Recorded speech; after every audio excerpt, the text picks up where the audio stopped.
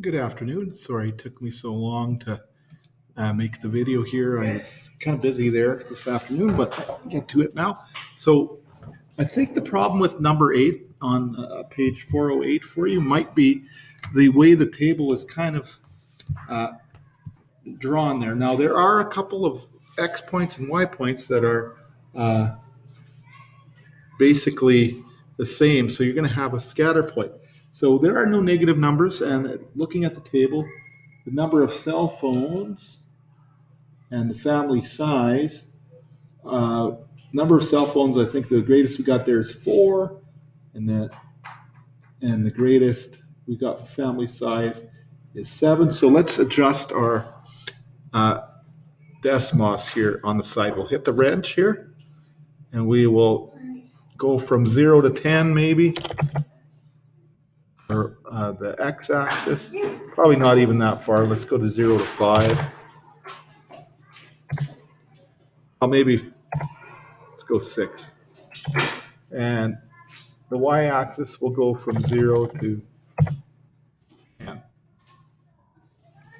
Just to kind of get the size of it. Okay, so then we're going to create the scatter plot in a table. So we'll go over here. Let's get rid of this. There we go.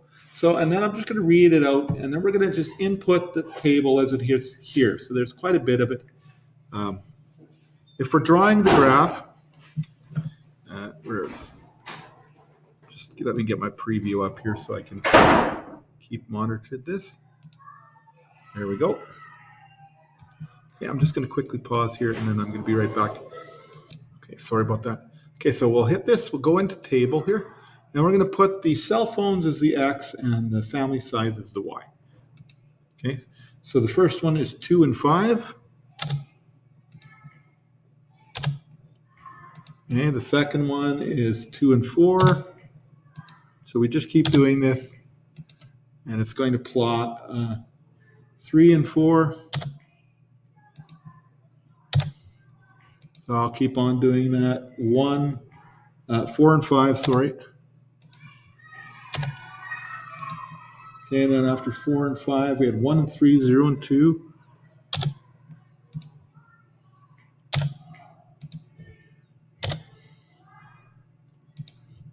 Okay, and then after 0 and 2, we had 2 and 4, 2 and 4, 1 and 2. So 2 and 4s.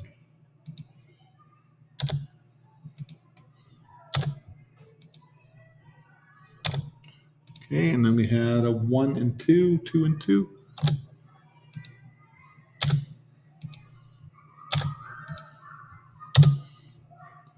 Then after the 2 and 2, we had a 1 and 1, 4 and 6.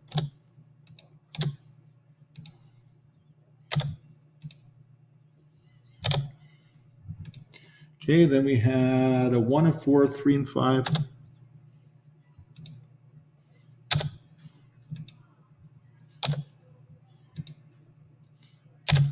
Okay, and then we had 4 and 7, 1 and 2.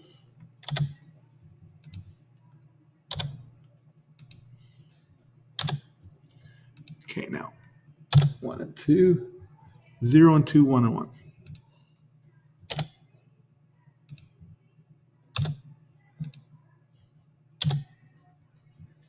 Okay, if you had to do this one by hand, you would do it similar. Now, you can see that it's plotted all over the place here. So we're going to find a best fit line. So we're going to try to find a line that goes in the middle, straight, and has the equal number of dots above and below it if you did it by hand. If you're doing it with Desmos, you can do that for it. It says, describe the relationship between the variables and the data. Okay, so if we're looking at the data, it's pretty scattered. But as we go from left to right,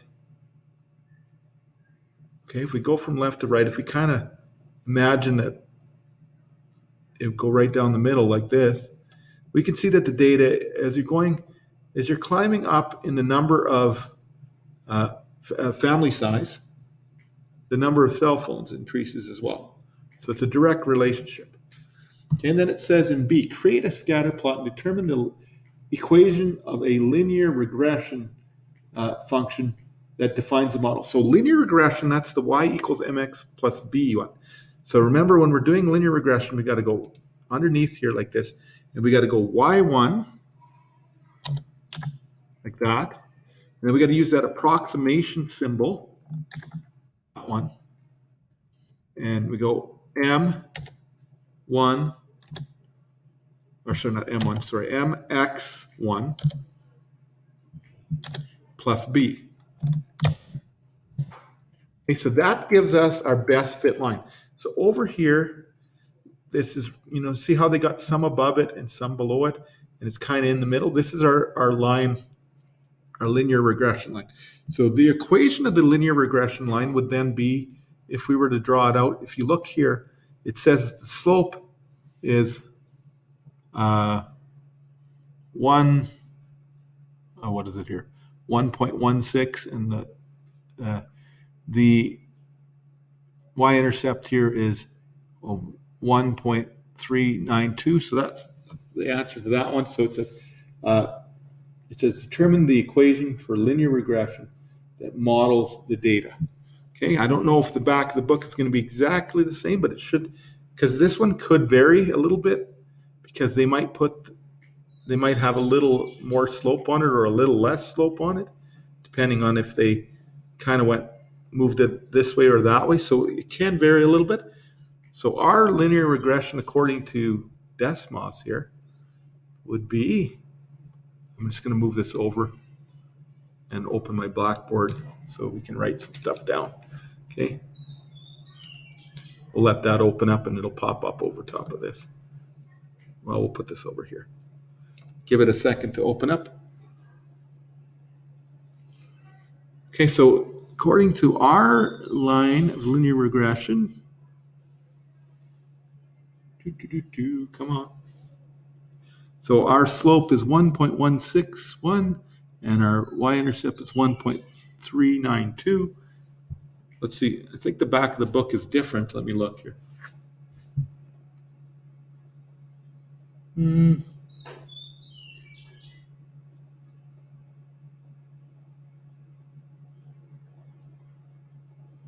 Oh, I know why, because they did y on the side axis. We've got ours backwards to what they have there. So that's why ours is. So they did the y value for theirs is the x value for ours. So our value is going to be a little bit different. Our y value represents the number of cell phones. Okay, so that's what we use for our y value. So anyways, now that we got this open, so ours is going to look a little bit different than theirs, but it's still going to be right. Where's my marker here? So we did, move that over. Okay, so we did over here.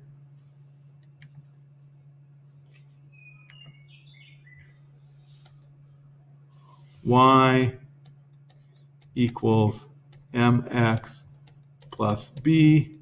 Okay, we represented this to be number of let's see. Yeah, this is the number of cell phones.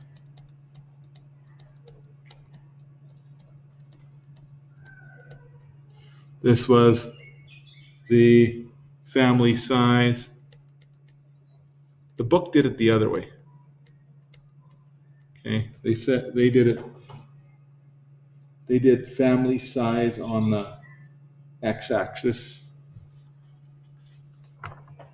Or no, so I got it backwards. This is how the book did it. They did the family size on the x-axis. So, pardon me. Let me flip these around. Sorry about that. So our y value was actually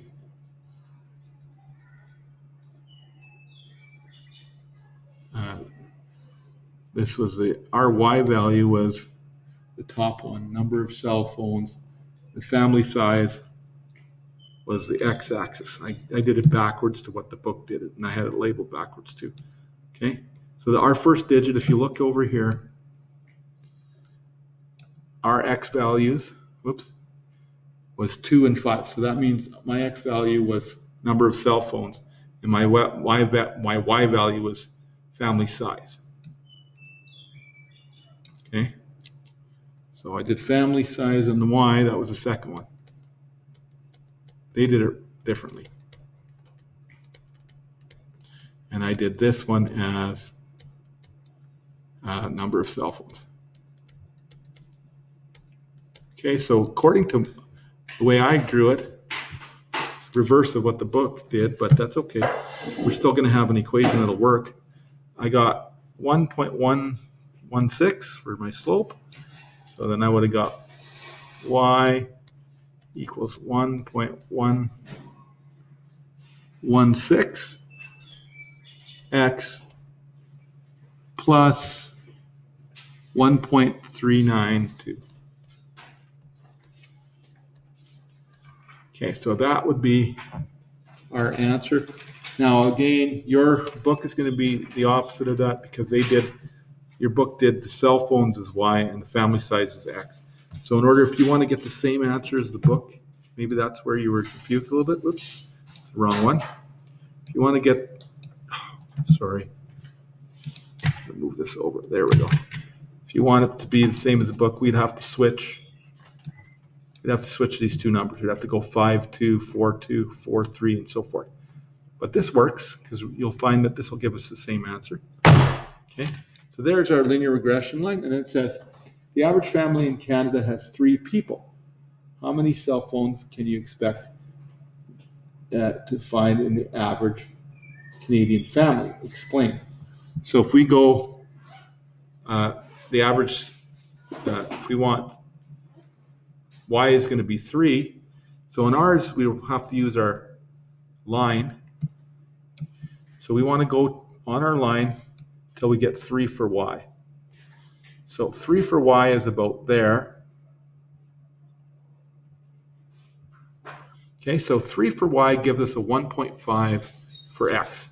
So that means, because we graphed it with the x value being the cell phones, that 1.5 cell phones per 3 people in the family, I guess. Okay, so again, let's just double check. Family size of 3. Sorry, the average family size has 3 people. So yes, an average family size of 3 is giving us,